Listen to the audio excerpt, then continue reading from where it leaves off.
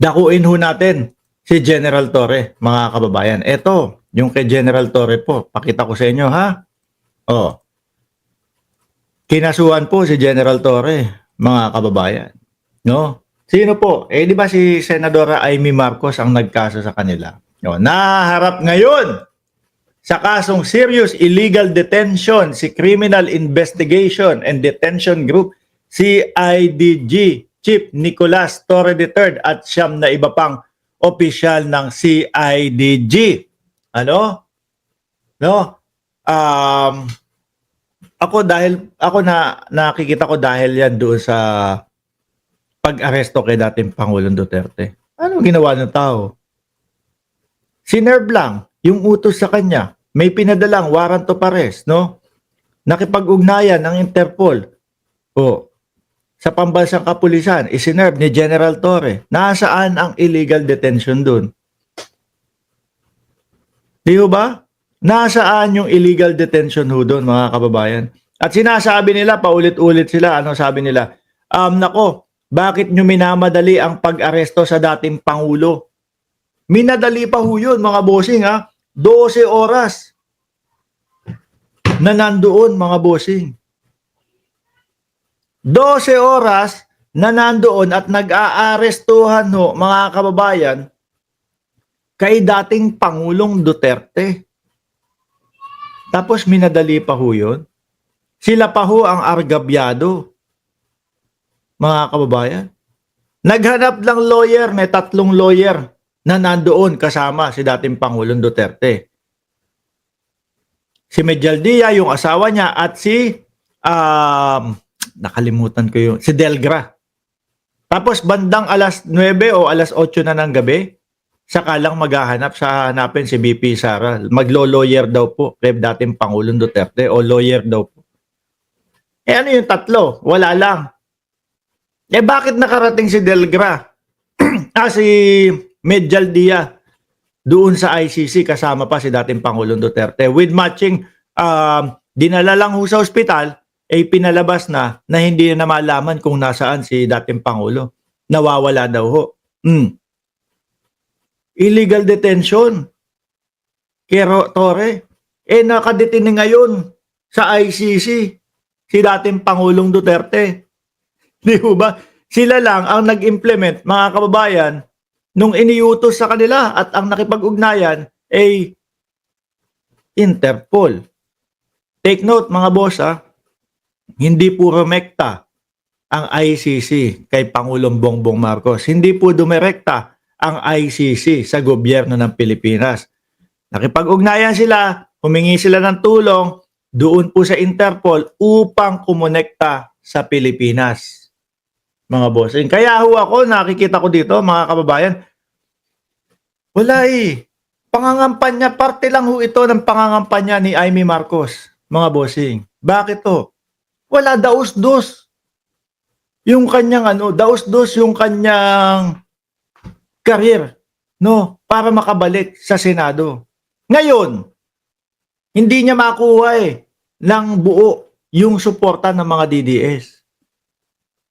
No? Hindi niya makuha. Kailangan may mapatunayan siya sa mga DDS para makuha niya yung boto. Baka sakali na iboto siya nila Maharlika.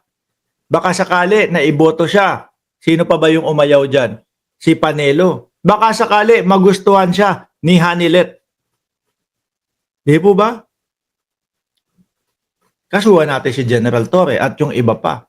Para mapapaniwala ko sila na talagang nasa sa kanila kami. Di po ba?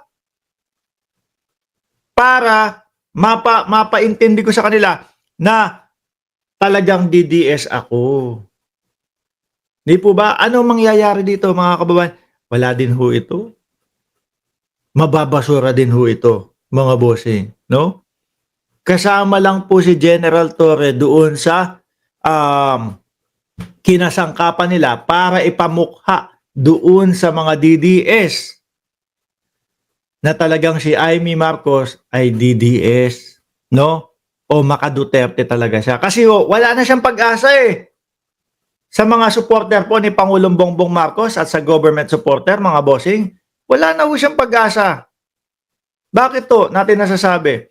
Sukdula na po ang galit sa kanya ng mga biruin nyo, loyalista pa ho iyon ha. Ang mga loyalista po, mga kababayan, ako kasi hindi ko kayang ikonsidera ang sarili ko bilang loyalista. Ang mga loyalista po para sa akin, mataas po ang tingin ko sa mga yan. Ano po? Hindi ko sinasabi na ayoko maging loyalista, pero mataas po ang tingin ko sa kanila. Sila po, yung simulat sa pool pa lang, mga bossing, nakaupo pa lang po si dating Pangulong Marcos Sr., nandyan na po sila. Bumagsak, bumaba sa pwesto, napadala sa Hawaii, at kung saan-saan pa, nawala sa posisyon, matagal na natahimik, nandyan pa din po sila. Loyal po sila sa mga Marcos, mga kababayan. Ako po, ngayon, kumbaga, nito lang naman po ako sumusuporta kay Pangulong Bongbong Marcos, mga kababayan. Hindi naman etong naupo lang siya. Pero, yung mga panahon na namulat na po ako, mga kababayan. No? Biruin mo, pati loyalista ho, mga kababayan. Galit kay Amy Marcos dahil sa ginagawa niya. O, ano gagawin niya? Ay, nako. O sige, dahil wala na akong pag-asa doon sa mga loyalista at doon sa mga sumusuporta kay Bongbong na aking kapatid, magpaka-DDS na lang ako. At the show must go on. Kasuhan ko. O kasuhan pati sila General Torre. Di po ba? Ang tanong, siyempre mag-iisip yung mga DDS. Itong si Marcoleta, ang tagal nang nandito sa atin. No?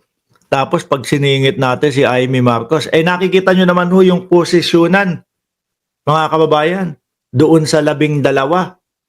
Di ba? Di kapag kasi Amy pa ang siningit nila doon, lalong makukulelat yung mga Marcoleta. Lalong makukulelat yung mga Kibuloy, mga Vic Rodriguez. Aagaw ng posisyon pa sa kanila yun. Mapapaisip ang mga DDS niyan. Iboto ba si Amy? O si Marcoleta na lang? Yan ho ang tanong. Kung etong mga show na ginagawa niya, mapapaniwala pa din niya yung mga DDS o kung mapapaniwala niya yung mga DDS, mga kababayan. Ganun lang ho yun. Ngayon, dakuin ho natin si Harry Roque muna o si Pulong. Alisin ko na tong kay General Torre. Si Pulong muna. Sumagot na si Pulong, mga kababayan. May 3, ayan May 3, mga bossing.